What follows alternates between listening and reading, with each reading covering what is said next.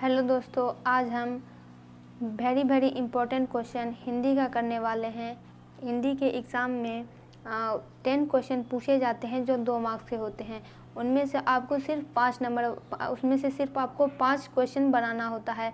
तो आज हम चैप्टर 1 का वैसे ही इम्पोर्टेंट क्वेश्चन करने वाले हैं। अगर आप इतना क्वेश्चन कर लेते हैं तो आपका एग्ज़ाम में एक क्वेश्चन भी इस चैप्टर से नहीं छूटेगा।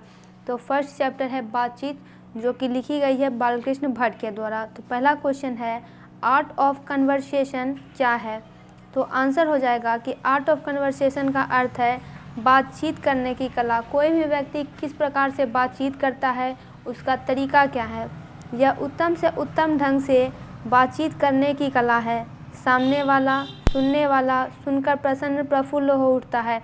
अगर किसी व्यक्ति के पास बोलने की अच्छी तरह से कला है तभी वह अपने सामने वाले को प्रभावित कर पाएगा। अगर उसके पास बोलने की कला नहीं है तो वो कुछ भी बोल देगा, लोग गुस्सा हो जाएंगे, मारपीट पर उतर जाएंगे। यह कृत्रिम अकृत्रिम कला यूरोप के लोगों में अधिक पाई जाती है। यानी बातचीत करने की कला यूरोपियन लोगों में ज़्यादा है। यूरोप महादेश है, वहाँ के उसके अंदर बहुत सारे देश है, वहाँ के लोगों में यह कला स्पीच और लेख से आगे की कला है। स्पीच यानी भाषण देना। भाषण देना भी एक कला है। कोई व्यक्ति अच्छा भाषण देता है लेकिन ये स्पीच से भी अच्छी कला है। कोई अपने बातों को लिखकर प्रकट करता है लेकिन ये उससे भी अच्छी कला है। इसकी पूर्ण शोभा काव्य कला प्रवीण विद्वान मंडली में है। ऐसे चतुराई के प्रसंग छेड़े जाते हैं कि जिन्हें सुन कान को अत्यंत सुख मिलता है। आगे है, बातचीत के संबंध में बेन जॉनसन और एडिसन के क्या विचार हैं। यानी बातचीत के बारे में इन्होंने अपने अपने तथ्य रखे। क्योंकि ये बड़े लोग थे इसीलिए इनके तथ्य को शामिल किया गया। बेन जॉनसन का कहना था कि बोलने से ही मनुष्य के रूप का साक्षात्कार होता है। कहने का मतलब है कि अगर कोई व्यक्ति है हमेशा चुप रहेगा तो कोई कैसे जान पाएगा कि उसके मन में क्या चल रहा है, वह किस प्रकार का व्यक्ति है, अच्छा है खराब है। तो बोलने से ही पता चलेगा। बोलने का इतना महत्व है। बोलने से ही रूप की सुंदरता और कुरूपता का पता चलता है। कोई व्यक्ति अच्छा बोल रहा है, मीठा बोल रहा है तो इससे उसके स्वभाव का पता चलता है। एडिशन का मत है कि असल बातचीत सिर्फ 2 व्यक्तियों में ही हो सकती है। जब 2 आदमी होते हैं तभी अपना दिल एक दूसरे के सामने खोलते हैं। जब 3 हुई तो वो 2 की बात कोसों दूर हो गई। तो इनका मानना है, ये इनका अपना विचार है कि असली बातचीत सिर्फ 2 लोगों में ही हो सकती है। 3 आ जाते हैं तो मैटर डाइवर्ट हो जाता है, मैटर दूसरी जगह चला जाता है। तीसरा है, 2 हमजोली सहेलियों की बातचीत में क्या स्थिति होती है। तो उत्तर होगा, 2 हमजोली सहेलियों की बातचीत का कुछ जायका ही निराला है। यानी बहुत ही अनोखी प्रकार की बातचीत ये होती है। रस का समुद्र मानो उमड़ा चला आ रहा है।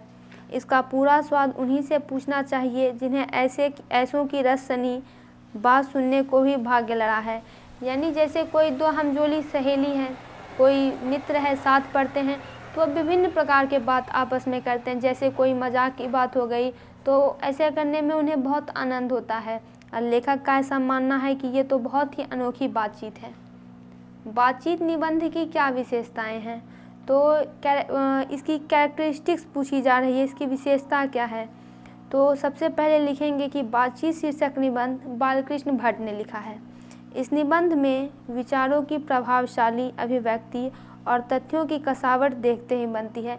यानी कोई भी व्यक्ति अपने विचार को किस प्रकार से दूसरे के पास पहुंचाएगा। तो यहाँ पे बोलने के महत्व को, बातचीत को यहाँ इस चैप्टर में महत्व दिया गया है। वाक शक्ति अनमोल है। बोलने की शक्ति जो भगवान के द्वारा दी गई है बहुत अनमोल है, क्योंकि बोलने से ही सब कुछ पता चलेगा। अब मान लीजिए भगवान सबको गूंगे बना दिए होते तो लोग क्या कर पाते, न बोल पाते, जीवन बिल्कुल बेकार हो जाता।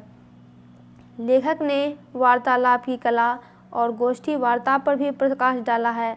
राम रमावल की भी चर्चा लेखक ने की है। एडिसन और जॉनसन के मतों की उद्धरणी ने निबंध को परिशीलन युक्त निबंध बना दिया है। यानी बातचीत में चूँकि लेखक हैं उन्होंने अपने विचार रखे, फिर जो बड़े बड़े लोग हुए, अपने युग के बड़े बड़े लोग किसी शताब्दी में, उनके भी विचारों को रखा कि उनका बातचीत के बारे में क्या मानना है। वाणी पर नियंत्रण रखने को भी लेखक ने आवश्यक बताया है। लोगों को बहुत ही सोच समझ कर बोलना चाहिए।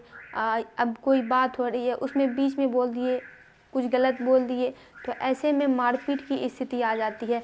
वहीं बोलना चाहिए जहाँ पे कि आवश्यकता हो, उतना ही बोलना चाहिए जहाँ पर की आवश्यकता हो। आवश्यकता से अधिक कोई काम नहीं करना चाहिए। हास्य का भी समावेश निबंधों में आवश्यक है। यदि कोई व्यक्ति निबंध लिख रहा है तो उसके बहुत सारे रूल्स रेगुलेशन होते हैं। लेखक का मानना है उसमें फन, मजाक, हास्य होना भी ज़रूरी है।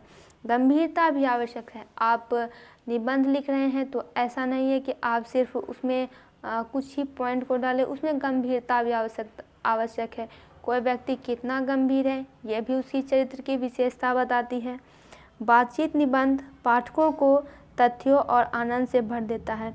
फैक्ट्स की बात दी गई है बातचीत निबंध में, और यह आनंद से इसलिए भर देता है क्योंकि बहुत सारे बातचीत इसमें दी गई है। अगर कोई बूढ़ी आदमी है वो किस प्रकार की बातचीत करेंगी, कोई सहेली है वो किस तरह से बातचीत करेंगे, कोई व्यक्ति है जो कि अकेले में है वो किस तरह से बातचीत करेगा। तो इसीलिए इसमें बातचीत के बारे में कई सारे फैक्ट्स दिए गए हैं, तथ्य दिए गए हैं, और मनोरंजन का भी, आनंद का भी ये चैप्टर साधन है।